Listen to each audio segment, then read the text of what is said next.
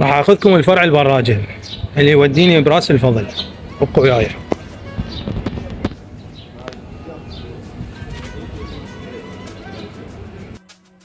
هذا فرع البراجة. هسه احنا باتجاه البراجة، بس اني ورايا مباشرة يطلعك على منطقة الجمهوري والميدان والصابونشية وراس الكنيسة.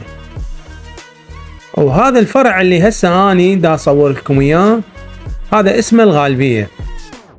مثل ما تشوفون فرع صغير يوديك على بداية الفضل، اسمه فرع الغالبية، مو الغالبية مال ديالة، لا هذا اسمه فرع الغالبية. وهسه احنا راح نتجه للبراجة. تشوفون قدامكم بيوت قديمة يعني تذكرك بالماضي واهلها الطيبين. للأسف هاي البيوت الشناشيل ماكو بعد اعمار الها، يعني الخلفات والعمالة اللي كانوا يشتغلون بيها قبل انقرضوا او ما يشتغلوها بعد لان صعب الشغل بيها والمواد مالتها صعبة، فانتركت وانهملت للأسف. وهاي البراجة قدامكم. طبعا هنا تجي وقت العصرية تلقي شكو هواة جمع الطيور وتربية الحمام، تلقيهم هنا من كل المناطق. تلقي ابن العظمية وابن الكسرة وابن الكفاح وغير مناطق، راح تلقيهم هنا متواجدين وقاعدين بهاي القهاوي يتناقشون بأمور الطيور والحمام، وينظمون السباقات اللي يسابقون بها طيور الزواجل، يصوحوا لها الفكة الهدة هيك اسمها. هنا يقعدون ويسولفون بموضوع الطيور وموضوع الحمام.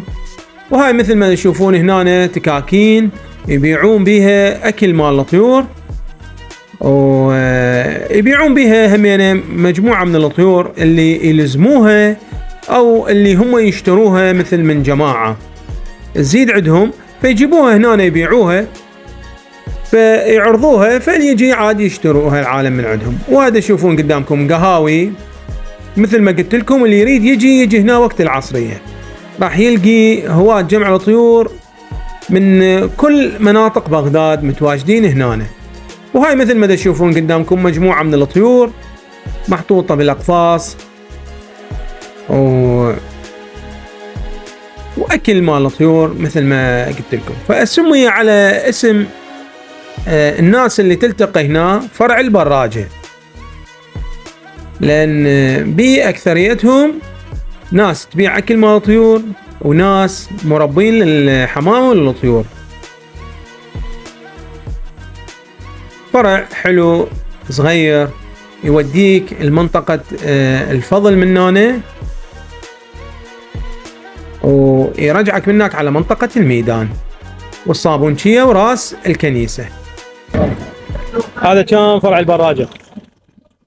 هاي الفضل وهذا سوق الفضل يصير من هنا.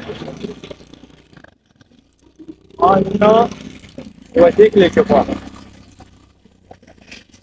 اشوفكم بفيديو ثاني واراويكم بغداد القديمة ومناظر بغداد القديمة، بس أنا أريد من عندكم المتابعة واللايك والاشتراك. تحياتي لكم.